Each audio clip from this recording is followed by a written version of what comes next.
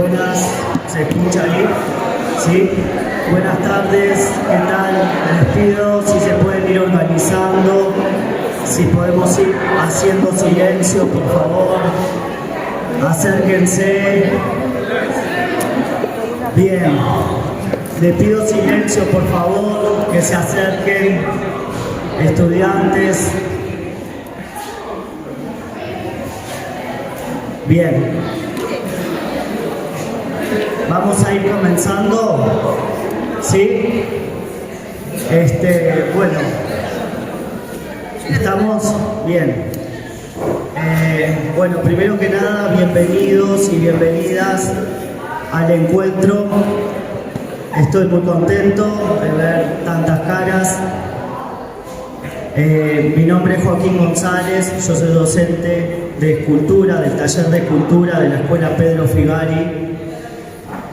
Soy también de la ciudad de Florida, por eso, bueno, hemos armado este vínculo directo con también, bueno, la UTU de la ciudad. Les cuento para que tengan una idea, aquellos que no nos conozcan, entiendo que hay algún estudiante de bachillerato artístico del Liceo de Florida. Les cuento que la Escuela de Artes y Artesanías Dr. Pedro Figari está ubicada en Montevideo y es una escuela que ofrece diversos talleres.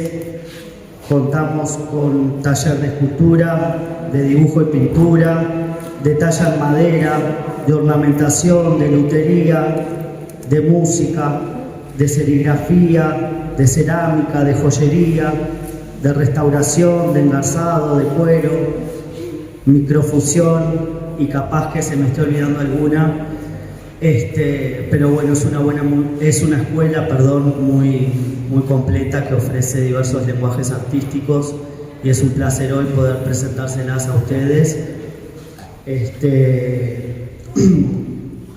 Ahora les voy a contar en qué andamos, en la actividad que andamos, pero primero quería agradecer a alumnos, a docentes, a dirección y sistema de UTU, a mi querida Escuela Figari y a Hermenegildo Sabat, que hoy nos recibe, y a su equipo de dirección. También agradezco, y ya voy presentando, al guía turístico Santiago Otero, a la docente de historia Carla Martínez, equipo,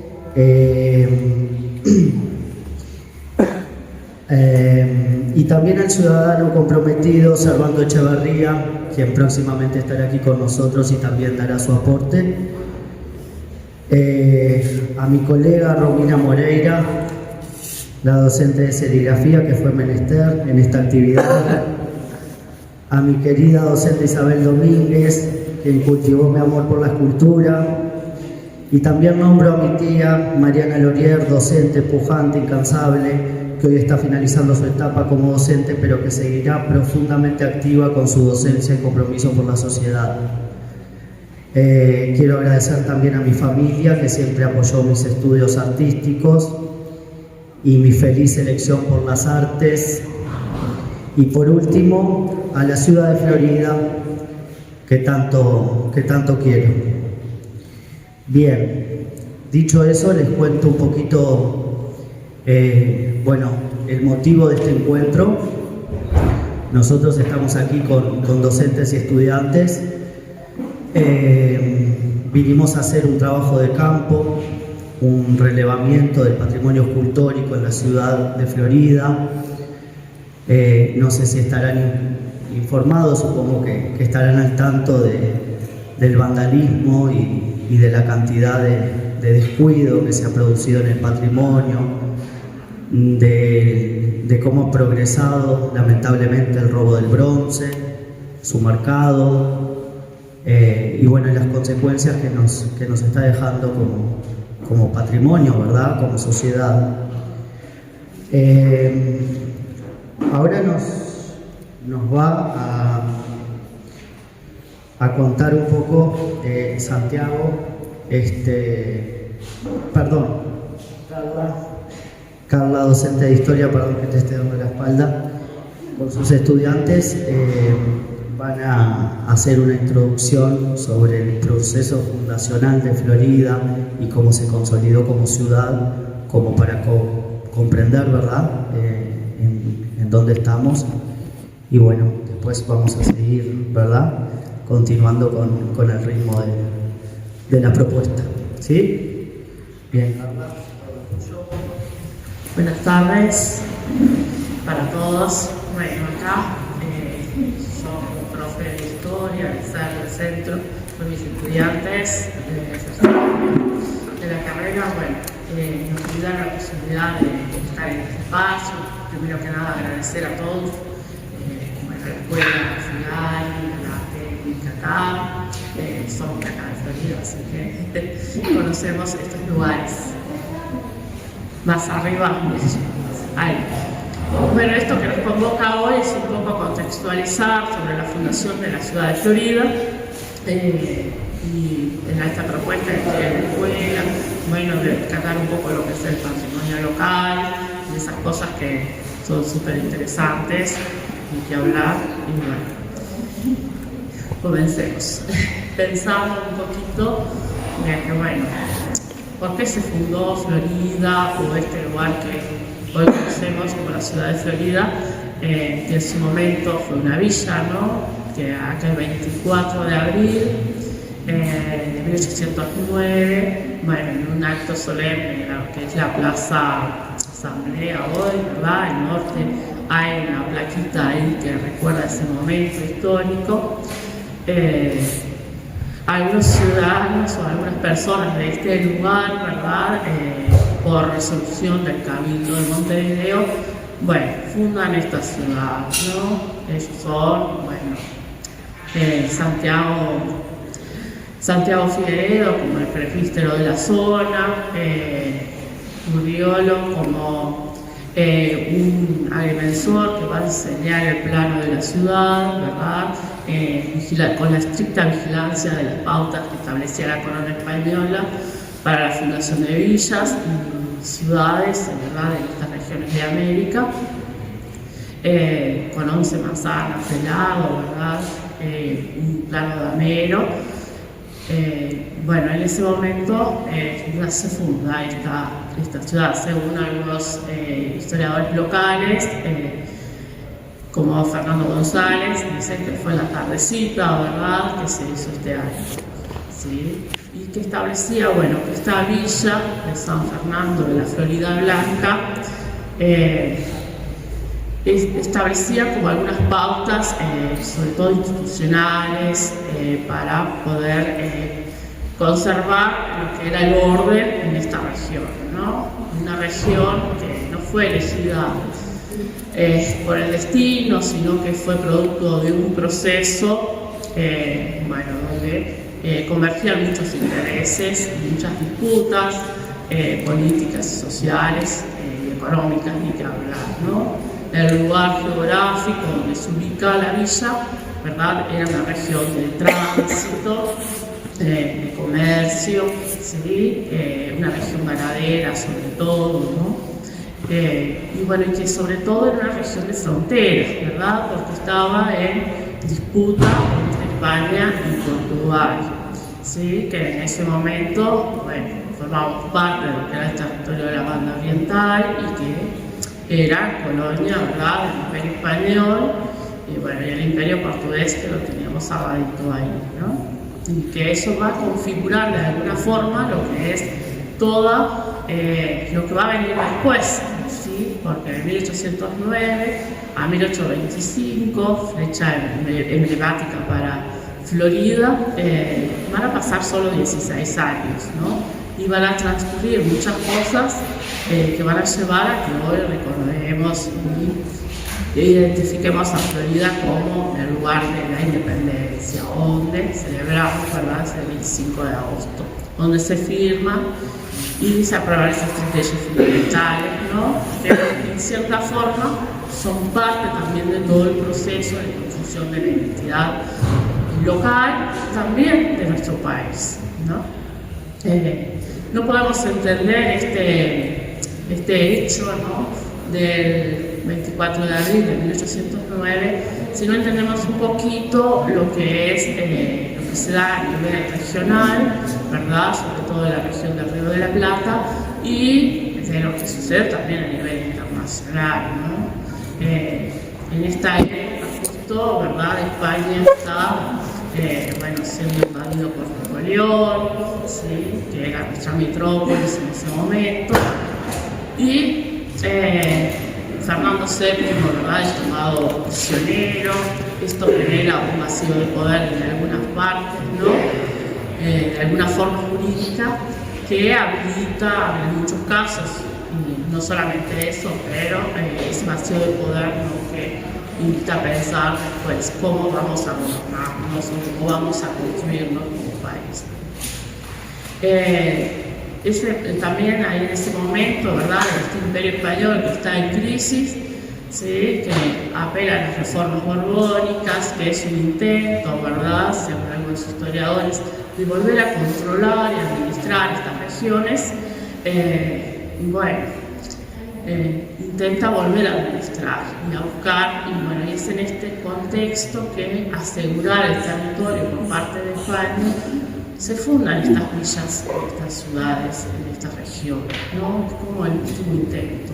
¿Sí? Algunos historiadores dicen que es justamente la villa de San Fernando de la Florida, que es la última que se funda en estas regiones de América, en ese intento de la corona de controlar, ¿sí?, administrar y mantener el poder, ¿no?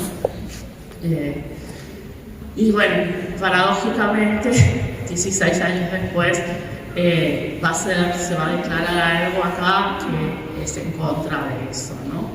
Es en contra de ese poder extranjero, ¿no?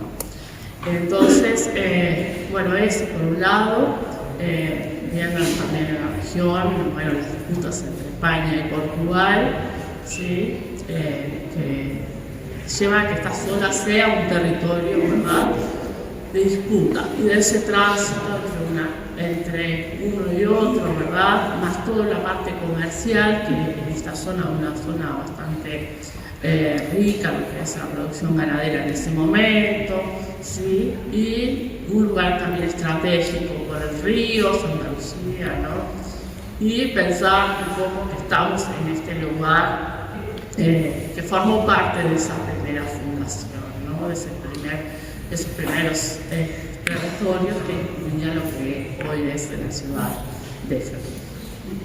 Y ahí le voy a pasar la palabra a mis estudiantes, mis compañeros, futuros colegas, que van a continuar un poco contextualizando estas regiones.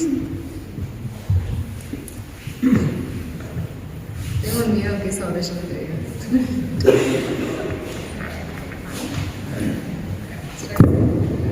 Hace muchísimo tiempo. Buenos días a todos. Soy una estudiante de Carla, me llamo Noemí. Y continuando, ¿no?, con lo que estamos hablando sobre específicamente la importancia de Florida en estos periodos de tiempo, sobre ver cómo este territorio fue tan estratégico y tan importante para principalmente establecer la independencia del país. Vamos a ir un poquito más adelante y vamos a ir más o menos al año 1811, donde ya se ven indicios grandes y ya establecidos, un grupo de personas que no quería seguir participando de la corona, y no solamente eso, sino que era un grupo que constantemente estaba intentando luchar para poder ser independiente. En la parte de Florida vemos esto, ¿no?, y es caracterizado como el artiguismo, ya que se toma militar Caucho como referente para poder establecer esta necesidad de independencia, ya que él era lo que representaba esta parte del interior del Uruguay.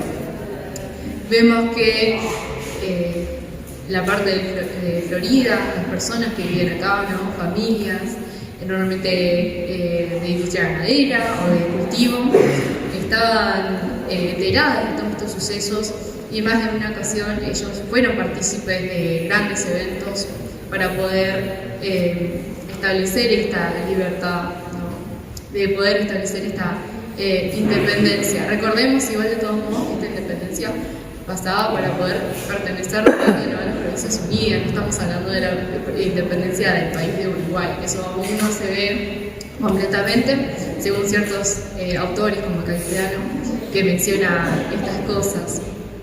Vemos que estas personas de Florida iban y estaban prontas para poder luchar, y en muchas ocasiones sucedió. Tenemos evidencia de que en la Batalla de las Piedras hay mucha participación floridense de personas de Florida, pero no solamente, muchísimas gracias, cerca de 300 de acá de Florida, pero no solamente en esas ocasiones, sino que vemos constantemente a estas personas de Florida moviéndose a lo largo del país, apoyando a Artigas en sus diferentes movimientos, pero también otras partes.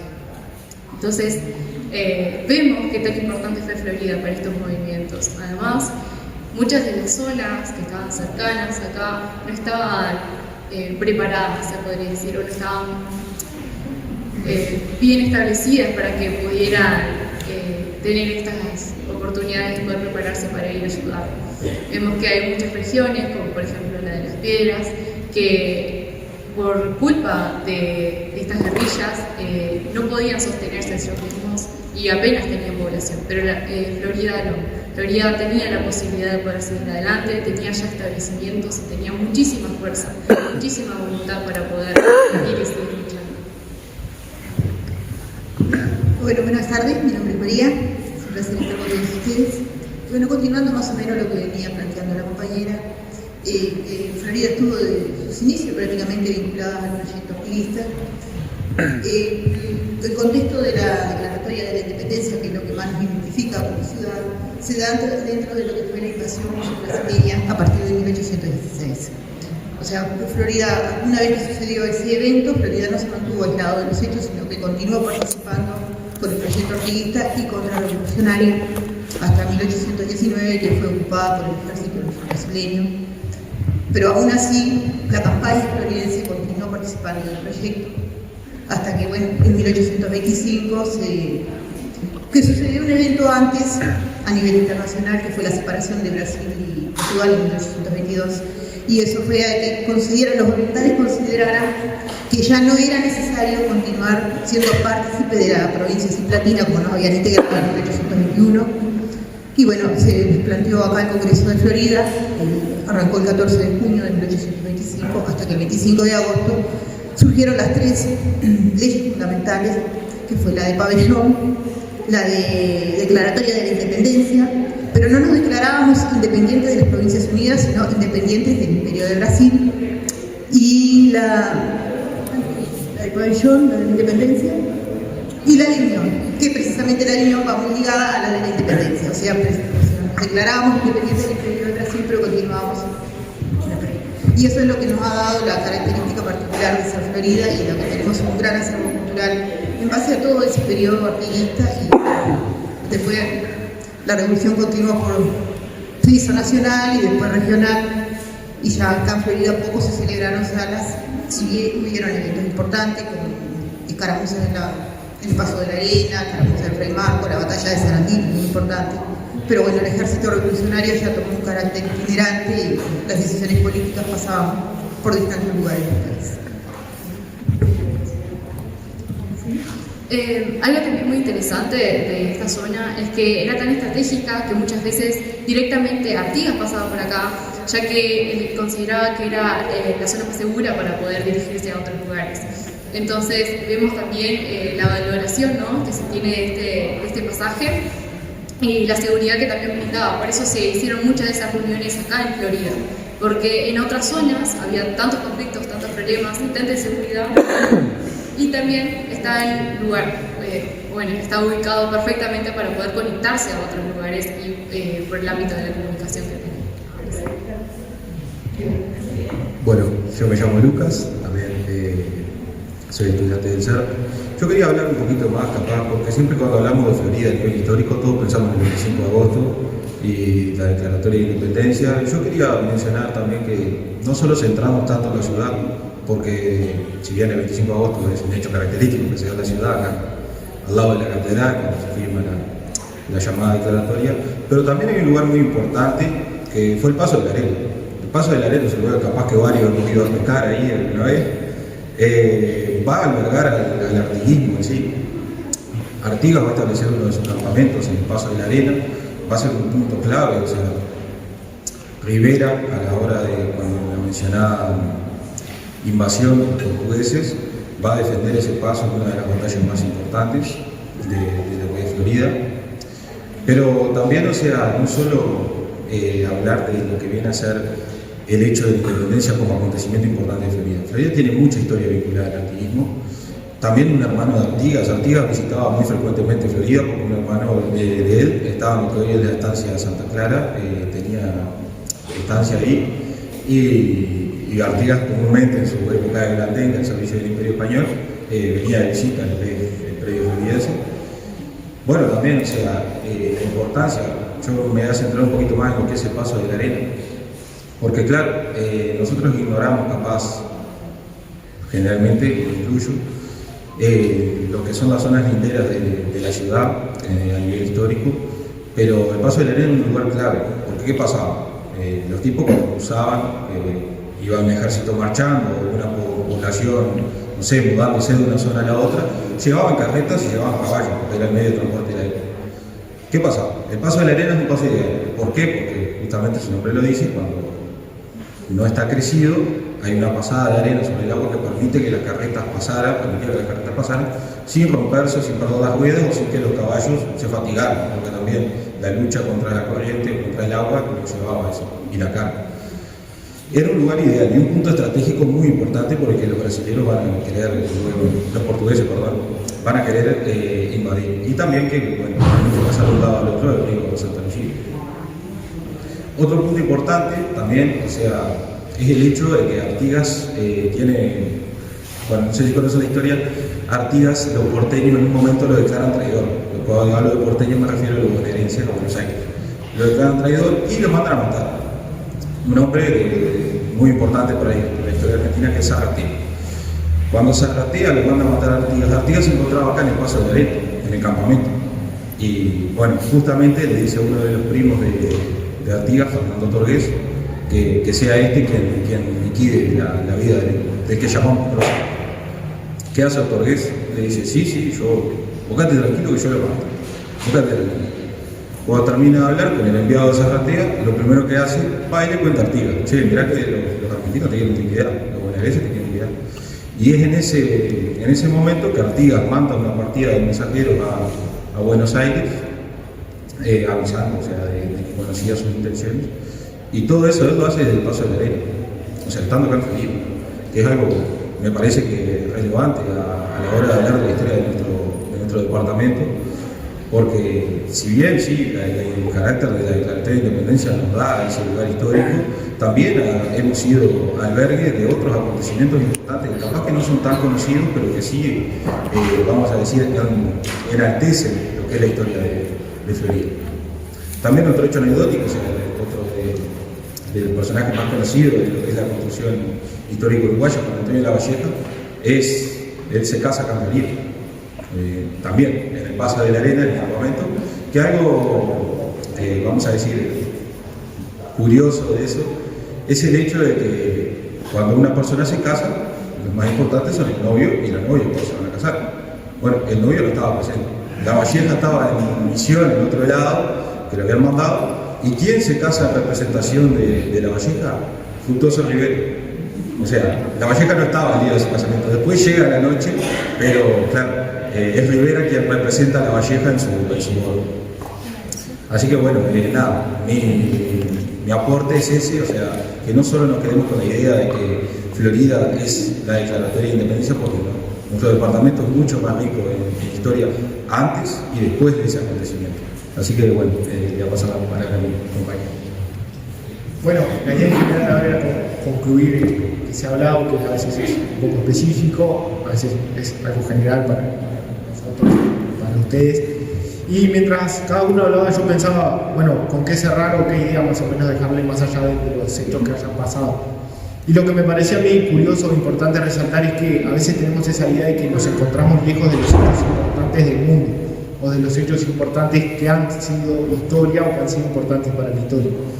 Entonces pensaba, ¿cómo un hecho que capaz, viendo la visión histórica, arranca en España con Napoleón ocupando y dejando ese vacío de poder que dejaba la profe acá y que dio inicio a esos movimientos que primero buscaban cuidar este territorio para, si es que el rey español podría volver, y después buscando la independencia, ¿no? en distintos procesos y distintos contextos, cómo en realidad sí fuimos parte, aún así estando tan lejos de esos hechos que marcaban el mundo, ¿no?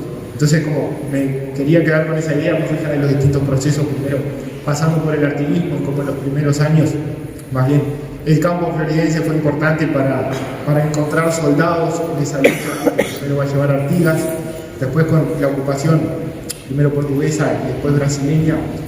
Florida sigue siendo parte, quizás por su lugar geográfico, de estar en el centro y de un poco estar cerca de todo, o no estar tan lejos de todo, sigue siendo importante, y cómo después las leyes fundamentales de la Florida van a marcar un hecho fundante, y como quizás hasta hoy en día sigue siendo la fecha patria más importante, y como el presidente siempre viene haciendo esto importante en la Florida. Entonces, me parecía lindo quedarnos con eso de que por más que estemos lejos y que a veces los hechos importantes son muy lejos de acá, en ese contexto también en Europa, pero seguimos sintiéndonos lejanos a eso. En realidad sí somos parte y sí estamos como en ese círculo enorme de que lo que pasa en un sitio repercute acá. Hay una profe nuestra que siempre nos habla que es importante hablar de la multicausalidad, o sea, muchos hechos pasan a la vez y somos parte de todos esos hechos que pasan y esos hechos nos repercuten. Entonces me parecía lindo quedarnos con esa conclusión, más allá de los hechos de que sí somos parte y de que sí seguimos siendo parte y podemos seguir siendo parte de los hechos futuros que quedaban. Así que quería quedarme con eso y muchas gracias. Primero que nada agradecer, por su aporte, excelente. Esto, ¿no? Quedamos con esta idea que, bueno, como decía Ana Frega, la historia local necesariamente tiene que ser comprendida en el contexto regional e internacional, ¿no? Esto de la multicausalidad que decía Anderson es fundamental para comprender los hechos que suceden. Y bueno, nada, que esta fundación de lo que nos convocaba acá, de la ciudad de Florida, esta villa de San Fernando de la Blanca, en realidad inicia una etapa que es bastante fermental, ¿sí? En cuanto a lo que es la construcción de lo que hoy conocemos como Uruguay, ¿no? Esta construcción de la identidad nuestra, sin duda, es destacada a nivel de historia nacional, ¿no? Y local. Y bueno, también mencionar que en esta comunidad se destaca, creo yo, que hay una fuerte cantidad de investigaciones e investigadores que se dedican a esto. Se caracteriza Florida por eso, creo que hay una comunidad muy fuerte en ese sentido. Hay mucha gente investigando historia local y eso es riquísimo, ¿no? Para nosotros, rescatar eso principalmente. Y que acá vamos a tener algunos presentes también hoy. Bueno, muy bien. Muchas gracias a los estudiantes, a la profe, al equipo.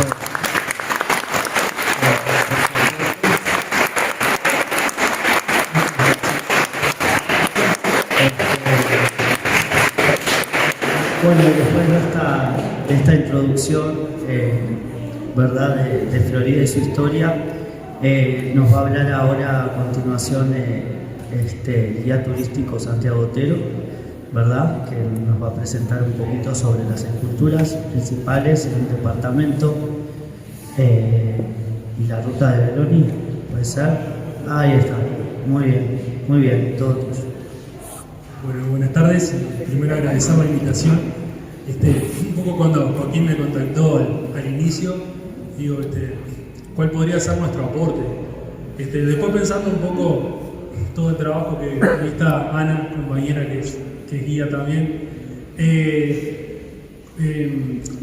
todo recorrido que hacemos por la ciudad muy difícilmente evite lo que son esculturas, ¿no? Siempre se transita por diversas esculturas y después un poco esto de de hacer este ejercicio, nos motivó la visita y esta actividad, hacer el ejercicio y de pensar, bueno, cuál es nuestro aporte, cómo nos paramos desde turismo con respecto a la gestión del patrimonio local, en este caso las esculturas.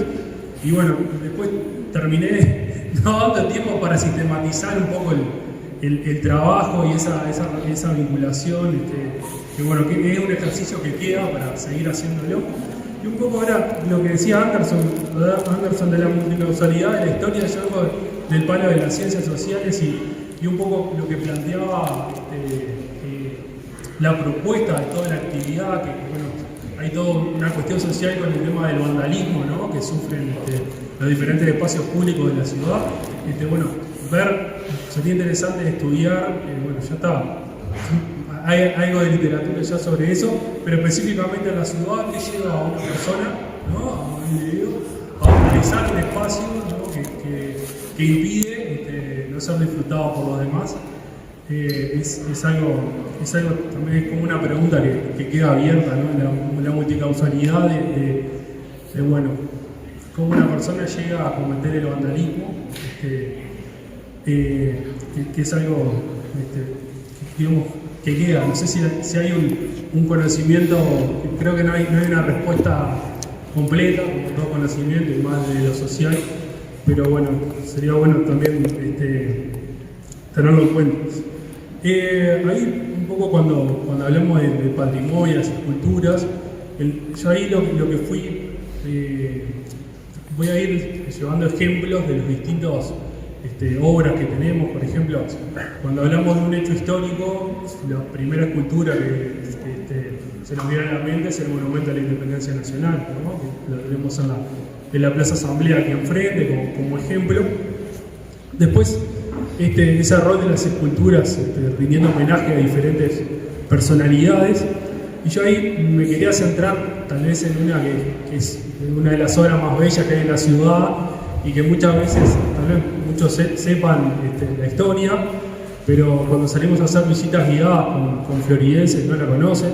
Nos pasa una cosa, siempre discutimos con Ana, cada vez que se acerca un día del patrimonio o una semana de turismo, otra vez vamos a hacer la misma visita guiada, recorriendo los mismos puntos, y nos pasa que en cada visita guiada, en cada recorrido que se hace año a año, se suman 20, 30 personas que no lo habían hecho anteriormente, ¿no? También tenemos la gente que repite y que bueno, siempre se rescata algún otro dato, siempre se va sumando a las anécdotas. Y hay un poco lo que les traigo como homenaje a alguna figura. Es interesante, la criolla que ven en el Prado, la fuente, es un homenaje a Vente Aedo. No sé si ubican la fuente que tenemos en el Prado, que es una criolla que sostiene un ánfora. Bien, ahí hay toda una simbología de la medicina. Y es un homenaje a la doctora Vente Aedo, que fue uno de los dos médicos más importantes, tal vez. No hay que dejar a nadie afuera, pero Guglielmetti y Vente Aedo fueron las figuras más destacadas. Él era paraguayo, que viene en la década del 20 a Florida, y hasta la fecha de su muerte, hasta 1964, deja un legado importante con todo lo que es como médico, y también todas las investigaciones, la labor social, lo humano. Es interesante destacar esa figura. Les estoy hablando de un monumento que hay en el Prado. Nosotros tal vez podemos dividir a la ciudad en 4 grandes espacios en cuanto a escultura. Este lugar que es alrededor de la Plaza Asamblea, ¿no?, lo que nosotros llamamos el circuito histórico, religioso, patrimonial de la ciudad, donde hay mucho contenido. Después tenemos el Prado Piedra Alta, bueno, que ahí están, hay bustos, estelas, placas que recuerdan a diferentes personajes. Incluso el muro que hay que recuerda a García Lorca. Está el busto muy deteriorado al primer intendente de Florida, Orsino Barreiro. Tenemos el monumento a la madre. Tenemos un busto a Artigas también, el busto a San Martín, a Zorrilla de San Martín. Son diferentes, creo que no me estoy olvidando de ninguno. En el Prado hay toda una zona, todo un paseo que se creó justamente con esa intención, ¿no? Como parque natural Carlos Racine, que es el que diagrama el Prado de Florida, ¿no? con sus 19 canteros. Él crea un parque público, ¿no? De disfrute. Era tanto, tenía un componente natural, ¿no?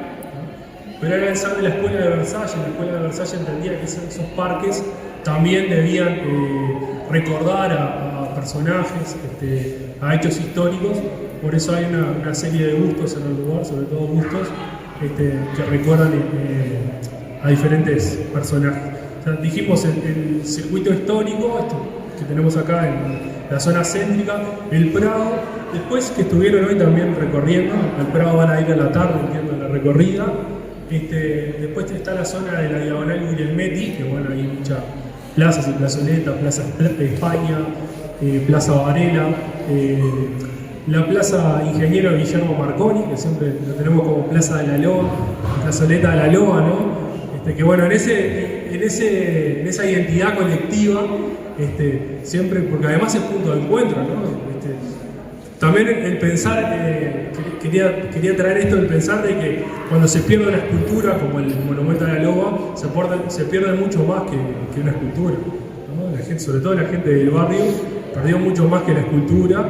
Y bueno, y era una referencia, recuerdo que era un punto de encuentro, nos encontramos en la Plaza de la Loba, ¿no? O Vigo, a 2 cuadras de la Plaza de la Loba. Era como un lugar de referencia y es un sitio de identidad igual de la ciudad.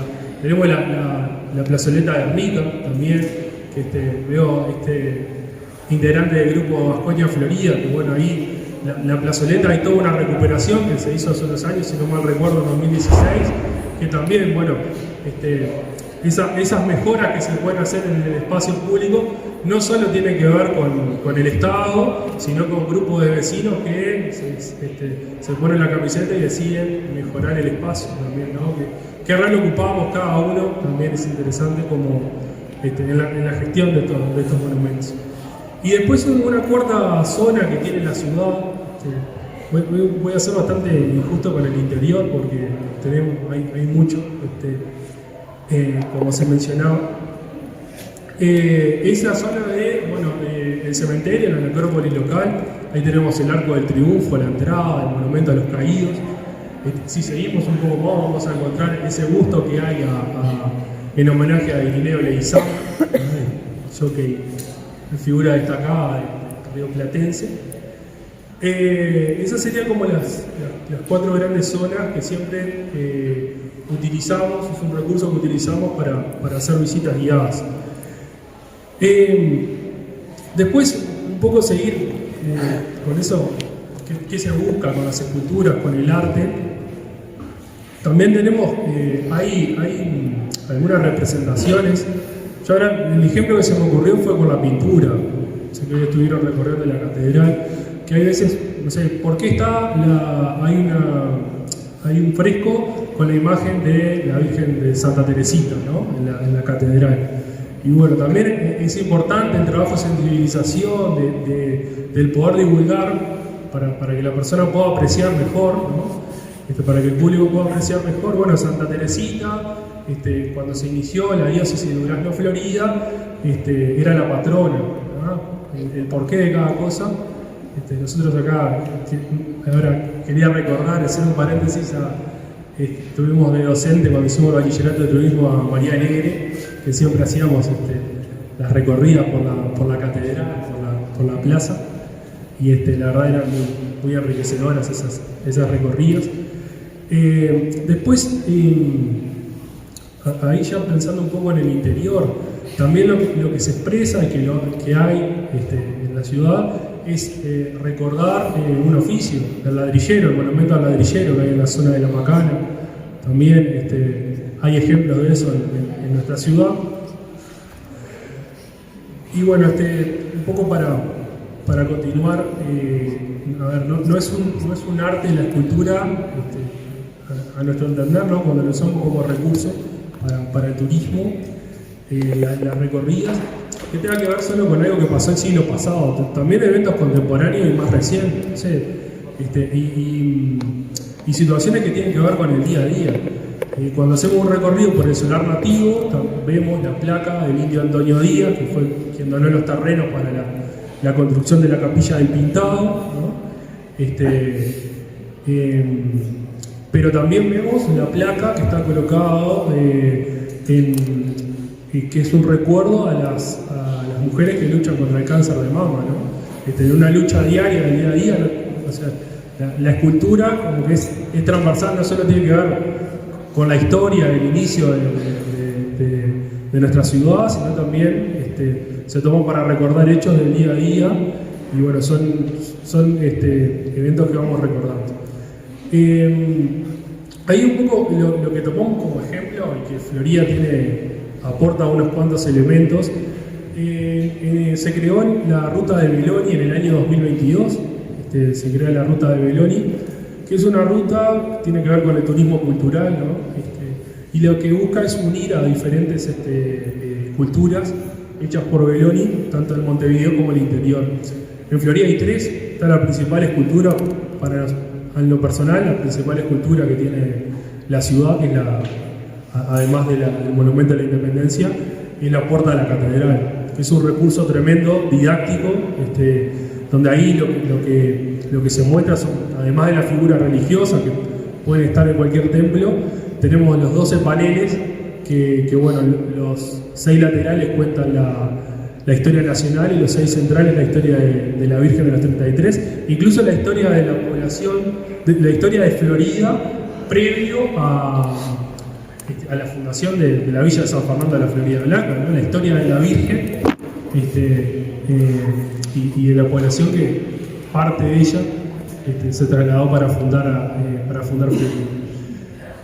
Bueno, ahí con respecto a la ruta de Belloni, Florida aporta la Puerta de la Catedral, ¿no? Aporta en el Prado, en el Monumento a la Madre, ¿no? También una figura de Belloni que forma parte del conjunto de la carreta que está en el Prado de Montevideo. Bien, y después está el busto de Guglielmetti, que está en la diagonal. Después en Sarandí Grande lo que tenemos es una estela, sería más correcto el nombre, que es Alejandro Vallinal. Eso respecto a la ruta de Belloni, que tengo para proyectar, pero si googlean la ruta de Belloni en internet van a encontrar una cantidad de información. Hay una fundación que se creó para destacar a este escultor, a este gran escultor nacional. Y bueno, tenemos elementos también de su hijo, Stelio Belloni, fue que elaboró la criolla que hay en el Prado, también es otra de las obras. Y bueno, ahí lo que nos quedamos un poco conversando es como ese aporte, el aporte, hablamos un poco del aporte de ese recurso que son las esculturas, son los monumentos para el turismo, ¿no? Y un poco lo interesante es ver también qué aporte puede tener el turismo para preservar el patrimonio. Y bueno, ahí genera una mayor visibilidad, ¿no? Al mostrarle a un turista sobre estos diferentes espacios, estos lugares. Bueno, el turista le da también lo resignifica, ¿no? Le da su impronta, ¿no? A través de sus conocimientos, también puede generar algún aporte. Siempre que estamos recorriendo algún lugar y somos un poco descreídos a veces del patrimonio, no sé si descreídos, no lo valoramos, no nos percatamos de la importancia. Siempre que estamos en una visita guiada, siempre pasa algún floridense curioso que cuando contamos cambia totalmente la perspectiva de lo que está observando, y eso es bueno, un poco la mayor valoración social que puede hacerse, ¿no? Y después hay cuando se genera suficiente conocimiento crítico en el buen sentido, se favorece lo que es la conservación y el mantenimiento, ¿no? Después, conversando un poco ahora en estas tendencias del turismo a nivel internacional, cómo todo tiene que ver con todo. Ahora se está hablando de lo que es el turismo regenerativo, ¿no? Es el turismo de que los visitantes, cuando llegan a un lugar, tienen que aportar más tanto al ecosistema todo, ¿no? Como desde la naturaleza a las comunidades locales, tienen que aportar más de lo que se extrae, ¿no? Más de los recursos que se están agotando. Porque siempre se hablaba, tal vez escucharon alguna vez hablar del turismo sostenible, que es el turismo de tratar de hacer el menor impacto posible. Iniciativas como la que tiene hoy la Escuela Figari forma parte, pensando en lo cultural, del turismo regenerativo. Son compañeras y compañeras que vienen desde Montevideo, ¿verdad? Y vienen a hacer un trabajo de poder, ahí con 2 escudos, van a un poco a restaurar lo que es la obra que hay en Plaza España, de Quijote, ¿no? Eso es un poco pensándolo en términos de turismo, cómo se relaciona, era un poco esa idea, la relación entre el arte y la cultura. Queremos hacer obsequio. Bueno, después el tema de qué aportes se han hecho vinculado a todo esto porque hablé de una mayor visibilidad, mayor valoración, conservación y mantenimiento, pero también este proceso de acercarme a las esculturas, de interesarme, lleva a también querer investigar más. Ahí se han hecho algunas investigaciones, un poco que lideró en su momento, 2015, el área de desarrollo y turismo, vinculadas a también una escultura fundamental que tiene, importantísima, que tiene la ciudad, que es la imagen de la Virgen de los 33. Ahí se pudieron obtener más información sobre la Virgen, bueno, que en realidad efectivamente fue tallada por indígenas, ¿no? Por ese vuelo que tiene el manto, que tiene efectos chamánicos, y que bueno, que en realidad no se podría acelerar de si el material utilizado es cedro, pero no se sabe si fue hecha en las misiones del Paraguay, podría venir de algún lugar más lejano que podría ser Quito. Esa investigación está disponible, ¿no? Está obviamente para seguir avanzando en ese conocimiento.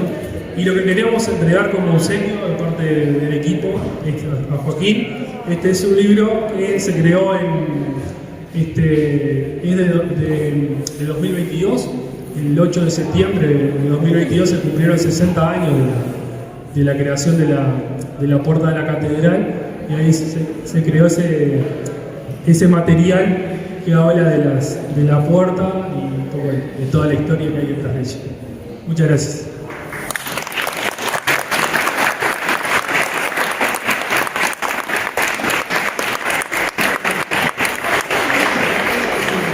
Bueno, muy bien, muchas gracias a ti por el aporte, por el obsequio también.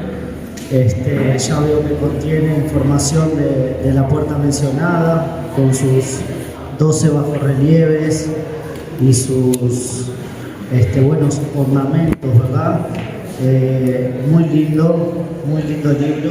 Yo lo voy a dejar por aquí, ¿sí? A quien quiera pegarle la bichadita podrá hacerlo. Y a su vez también me traje algunos de los trabajos que han hecho los estudiantes de escultura, del taller de escultura de Figari.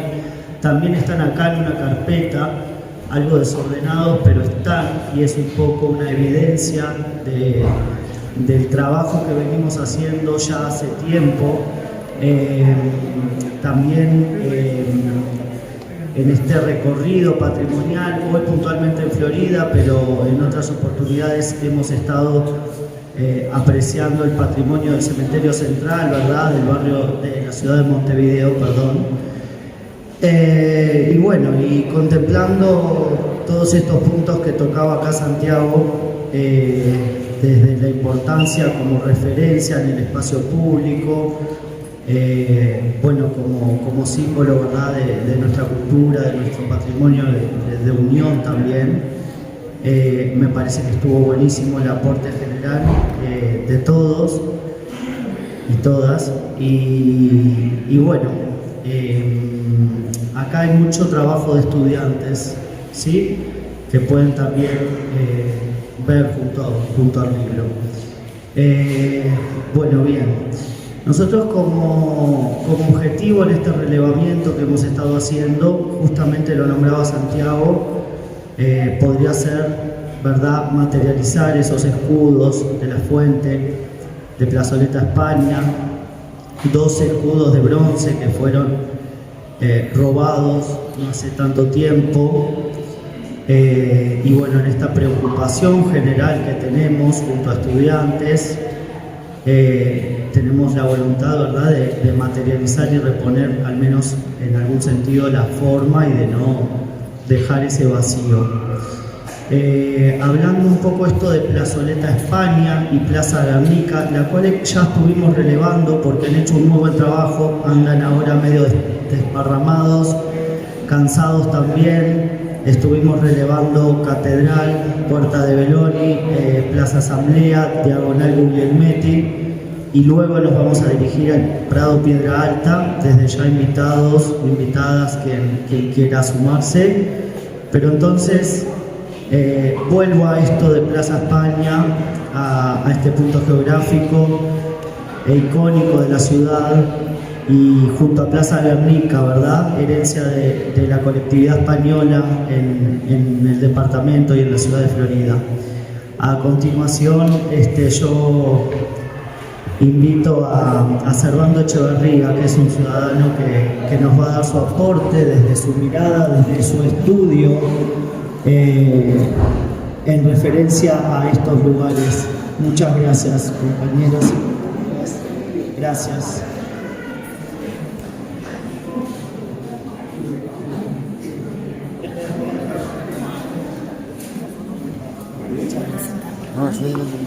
Bueno, muy bien, le doy la palabra entonces a Servando Echeverría, que nos va a desarrollar lo que les comentaba. Bueno, buenas tardes a todos, conocidos y desconocidos. En primer lugar, todos debemos, como comunidad floridense, que no la estoy representando, pero me animo a decir en nombre de la comunidad, agradecer a esta movida tan importante de la escuela Pedro Varela, que buena falta nos hace a nuestra ciudad de Florida una movida de este tipo. A nosotros en particular, y acá hablo también en nombre de una organización que se llama Vasconia Florida, que tiene 12, 13 años de fundación, nos es muy caro nuestro tema y nos preocupa. Pero más que nos preocupa, nos ocupa. Y más que hablar de la inmigración y de la diáspora y de la nostalgia de nuestros ancestros que vinieron a formar la patria junto con los criollos, nosotros estamos volcados a colaborar con el patrimonio cultural y social de la comunidad floridense. Y estamos haciendo cosas. Y entre las cosas que estamos haciendo es reivindicando algunos lugares públicos que nos atañen directamente a nosotros. Y ese es el tema por lo cual también debo agradecer a Joaquín, que me invitó. No podía decirle que no, porque además a Joaquín lo dejé de ver cuando era chiquito, pero Joaquín procede de una familia prestigiosa, tradicional de Florida y amiga. Entonces es imposible negarse a esto. Yo vengo concretamente por la Plaza España y más específicamente por la mal llamada Guernica.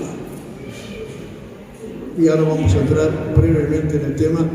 Yo tengo una publicación al respecto que no voy a sintetizar en 10 minutos esta investigación que hicimos con la colaboración de Fernando Choteco, que está sentado por ahí. En el 1945, a consecuencia de la visita de un presidente vasco que vino de Uruguay y a Florida, se instala en el nomenclátor local la nominación de Guernica a un espacio público que era un baldío. Y allí se instaló, por iniciativa del intendente y por el voto unánime de la Junta Departamental, Plazoleta Guernica, en recuerdo al ataque nazi-fascista de la Guerra Civil Española de 1937. Ese fue el punto de origen de nuestro plantel. Y ahí estaba formada, sí, y constituía la Plaza Guernica, que por lo que hemos podido investigar, con poco aspaviento se inauguró esa plaza, pero allí se mejoró y se hizo una pequeña fuente circular, donde yo tengo fotos de esa fuente. Estoy hablando de 1945. Pasan los años, esa plaza pasó media desapercibida, hasta que 1971, fíjese que pasaron varias décadas, sin decir a guagua, la intendencia de turno en aquel momento le solicita a la Junta a través de una minuta de poner el nombre a un espacio público de España en homenaje a la Madre Patria y que así se iba a instalar un monumento al Quijote. Y todo bien, hasta que la intendencia misma se da cuenta de que hay el lugar geográfico elegido para hacer esa plaza era la Plaza Guernica. Como dije, en homenaje a consecuencia de la guerra civil. Nosotros los uruguayos parece que la guerra civil fue en aquella época y no tenemos nada que ver, y yo acá en el libro tengo comprobado de que los coletazos y las consecuencias de la guerra civil española a miles de kilómetros hasta hoy se habla acá en Florida. Y para ser gráfico y terminar con ese tema de las consecuencias, es que a la entrada de Florida hay un mural que ustedes lo vieron de Guernica, que vale la pena verlo. Y allí hay una placa que la intendencia, que no fuimos nosotros, fue la intendencia, en el 2015 pone una placa que dice Mural de la Paz, que se llamaba La Paz, y abajo dice, y en recordación y homenaje al bombardeo de la villa de Guernica. Estamos hablando en el 2015 de lo que pasó en 1937. Pero ¿qué pasó con la Plaza España? Se instala eso y la intendencia, como se da cuenta que donde le iba a poner el nombre de España ya había una Plaza Guernica, inmediatamente el intendente, que fue Alzate, resuelve que se le consiga una nueva locación a la Plaza Guernica.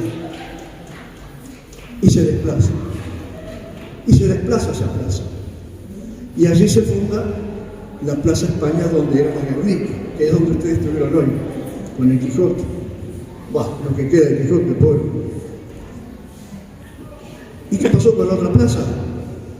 Sin que nadie resuelva qué pasó, ni nadie toma la decisión, resulta que la plaza no se llama Guernica, como nosotros hemos hablado siempre, se llama Árbol de Guernica. En el 2016-17, con los chotecos que está sentado ahí, nos empezamos a preguntar, qué raro esto, todo raro. Porque por un lado le decimos Plaza Guernica, pero se llama Árbol de Guernica, y al frente hay un roble, el roble de Guernica, en esa plaza. Bueno, después de una exhaustiva investigación que nos llevó un tiempo, por motivos ideológicos que no vienen al caso ahora, en ese momento, año 71, ustedes recuerdan la convulsión social de este país, ¿verdad? Es decir, estábamos sometidos a un movimiento guerrillero subversivo, como quieran llamarle, problemas sociales profundos, la economía destrozada, el gobierno con visos de autoritarismo, muerte en la calle, etcétera, etcétera. Ahí alguien aprovecha a ese procedimiento. Está perfecto de ponerle el nombre de España porque es la madre patria. Y el Quijote, por supuesto. Pero ¿qué pasó con el nombre? ¿Y por qué la desplazaron? Y ahí hay una jugada que yo no voy a entrar en ella, pero está en ese libro que ahora se va a reeditar otra vez. Motivos ideológicos, políticos, porque la guerra civil, aunque ustedes no lo aprecien, según el escritor Santana de la Universidad Católica, dice que actuó como parteaguas en la sociedad uruguaya. De acá para allá. Y eso se estaba dando en el 71. Y en el 72 se inauguran dos plazas. La Plaza España con el Quijote y hacia el metro la plaza chiquitita de 100 metros que se llama Árbol de Guernica. Obviamente, luego de investigar, donde las ideologías jugaron. En aquel momento nadie está jugando acá porque, como decía usted, el hombre es producto de las circunstancias. Bueno, las circunstancias en el 70, el 71 eran unas, y allá esa época. Pero las circunstancias decían que había gente que estaba de acuerdo con el franquismo en España, que estaba en Franco hasta el 75. Y a su vez querían reivindicar lo español en suelo uruguayo, que estaba bastante cuestionado, entre otras cosas, según el doctor Santana, por las consecuencias de la Segunda Guerra, de la Guerra Civil Española. Y aprovecharon el momento para homenajear a la Madre Patria y de paso cañazos. Sacamos a Placita Guernica, que empieza a estorbar ese nombre, y le ponemos árbol de Guernica, que para la sociedad vasca el árbol de Guernica es como un templo, porque ancestralmente durante cientos y cientos de años se han jurado los fueros, lo que viene a ser las leyes, las constituciones. Allí se arrodilló frente a ese árbol que está todavía, bueno, está el sucesor del árbol, Fernando VII de Isabel. Y todos los reyes, príncipes y señores feudales iban a jurar los fueros sociales. Es decir, que el árbol como roble tiene un profundo significado. Y para conformar a la gente vasca de aquel momento de la sociedad, le pusieron árbol de Guernica y todos conformes, hasta que vinimos nosotros a investigar y dijimos, no, pero hay un problema. Acá se estaba hablando de que han desaparecido obras de arte, que han robado obras de arte. Bueno, yo les digo, acá desapareció y robaron la Plaza Estela, no una obra de arte. Porque la Plaza Guernica no existe más. Y no hay ningún fundamento legal que diga, cámbiese de nombre. De hecho se cambió y de hecho está ahí. Y nosotros no venimos a reivindicar nada, simplemente hicimos una investigación y detectamos eso y sigue todo como está. La plaza, nosotros le llamamos Guernica, acá se le ha dicho Guernica, pero no es Guernica. Es algo de así. En el 45 estaba esa plaza. En el 72 se fundan dos plazas, la de Guernica y la España. Y la Plaza de España tiene otra curiosidad. Yo no voy a entrar en la parte escultórica porque primero que no me corresponde, no entiendo mucho o nada, simplemente soy sensible a eso y acá están los expertos, pero yo sé quién era del avión, de la nieva que fue que hizo el monumento, etcétera, esos españoles brillantes que terminaron en la Universidad de la República acá en Uruguay. Eso es otro tema de ello. Pero resulta que la Universidad de la República hace un análisis científico a través del doctor Santana, y es un libro precioso que se llama La obra cervantina en Uruguay, en un capítulo especialmente sobre el Quijote de Cervantes. Santana dice que la obra cervantina llegó muy tarde en Uruguay, incluso por motivos políticos que se arrastran del 1900, cuando empezamos a tener el sentido de nación.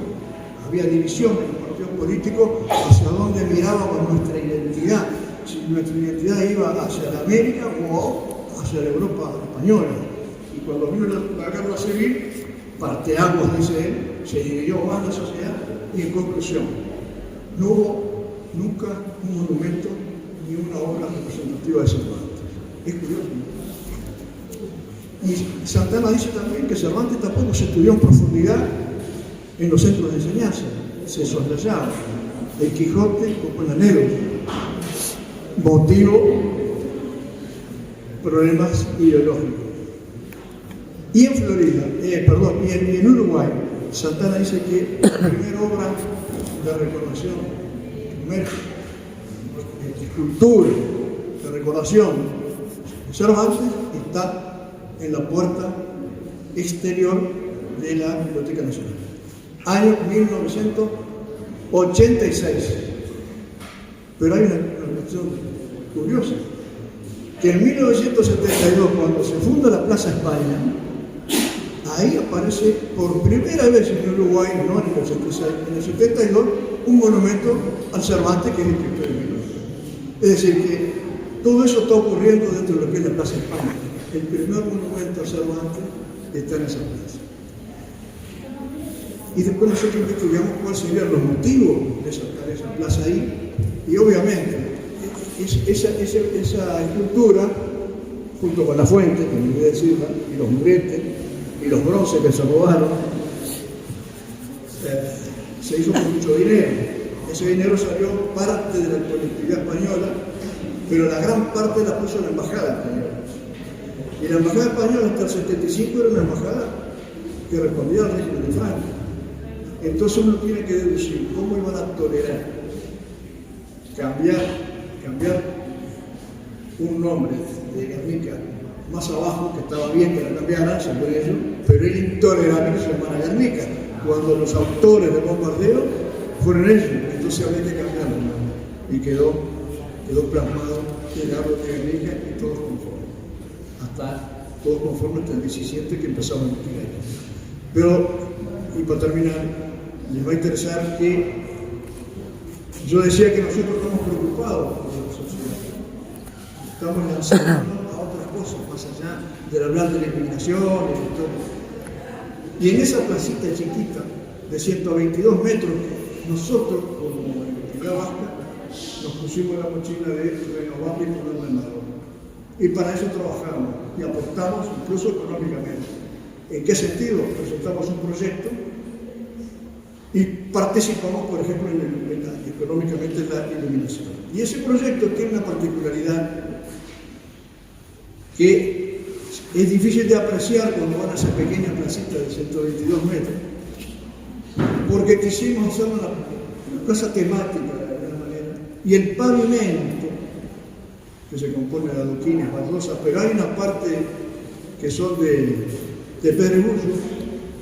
Esa parte de pedregullo está representando una figura, y es, si me permiten, es esta figura, si ustedes el Guernica, al medio, como en escena central, es una mujer que está acá, es una mujer que está mirando al cielo, como una mujer agónica, con esa palidez que le da Picasso, la palidez de la muerte, como un alarido. Esa mujer, con sus dos ojos, está representada en la plaza.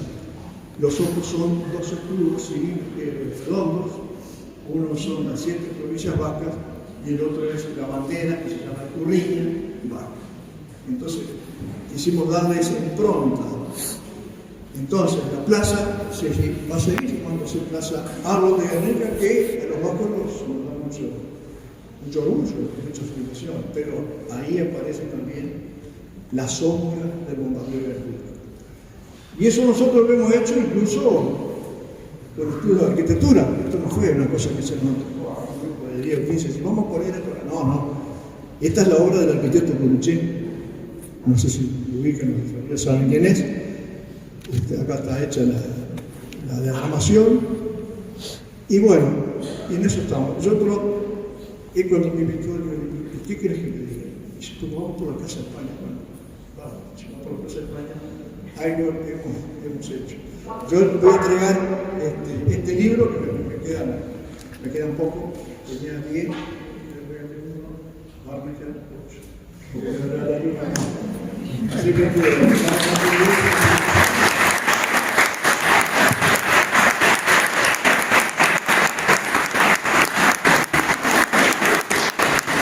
yo por último, aparte de agradecer a él y a ustedes que me levantaron bienvenidos, y esto es muy serio, que este relevamiento termine en acción, si no, no sirve. En acción. Y la acción no solamente es que sea relativa, sino que tenga cierta propiedad. Si no nos comprometemos, y vamos a esperar que venga del Estado, vamos a seguir. Nos van a seguir vandalizando, nos van a seguir robando y nadie va a seguir haciendo nada. Muchas gracias.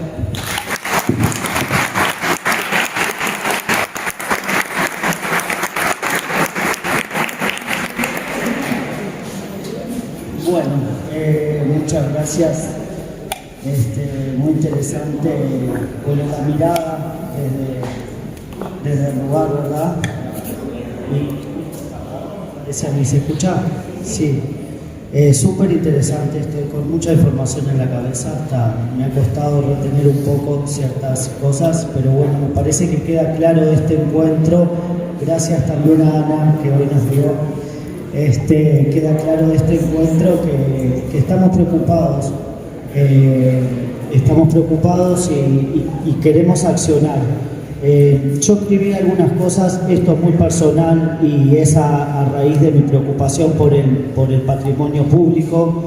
Ayer casualmente, y no me sorprende porque me pasa muy habitual, entré al Parque de la Amistad, hoy mencionado, es el ex zoológico Villa Dolores en Montevideo, y otra vez me encuentro con una figura en bronce que está forcejeada, ¿verdad? Forzada, palanqueada, ya está distante de su pedestal de hormigón. Pregunté a gente allí encargada, me dijeron que habían dado la palabra, le habían comentado a la dirección, pero que no habían accionado mucho al respecto.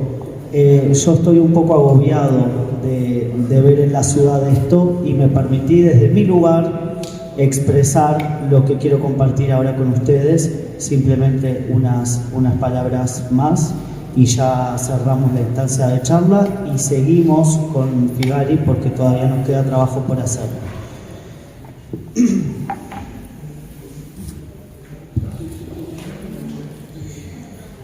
Con tan rico patrimonio, por defender el rico patrimonio que guardan los bravíos orientales, como esa canción popular, ¿qué pasa que no lo defendemos?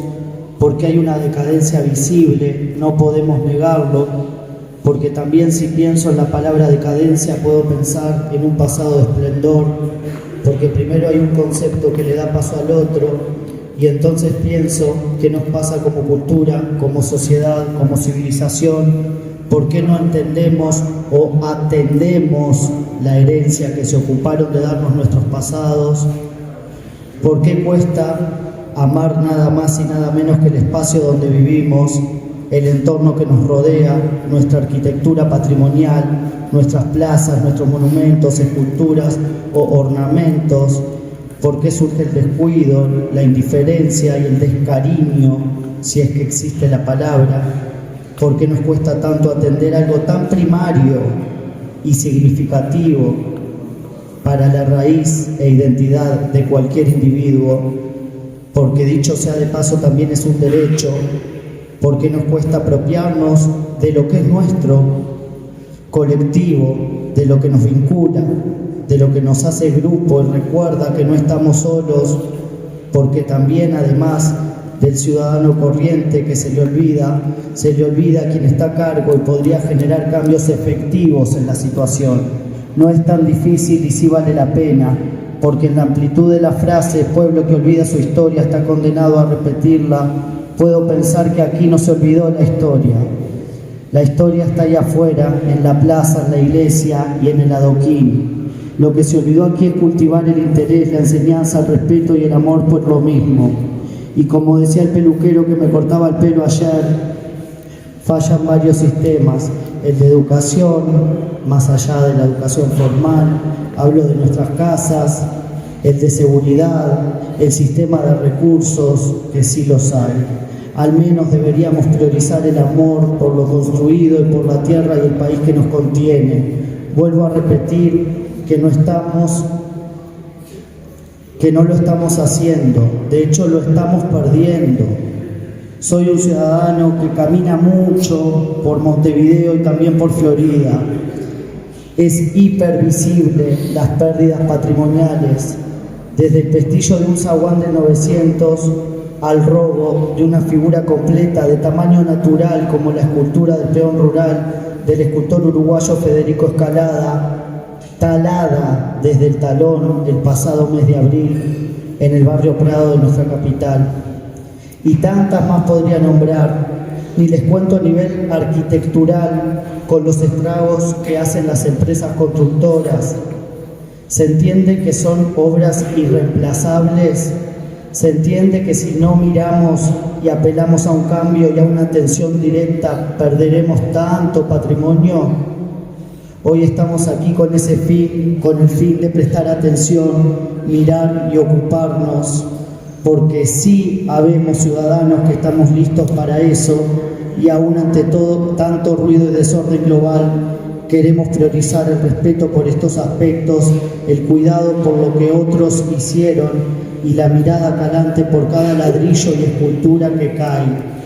Gracias por estar aquí hoy y ojalá en la unión y el interés generemos un cambio en esta decadencia. Gracias por estar hoy acá.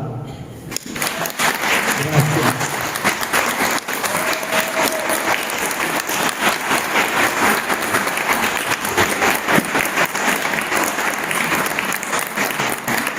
Gracias a todos por venir y desde ya invitados. Quien quiera acompañarnos a seguir trabajando y relevando en el Prado Piedra Alta de nuestra ciudad.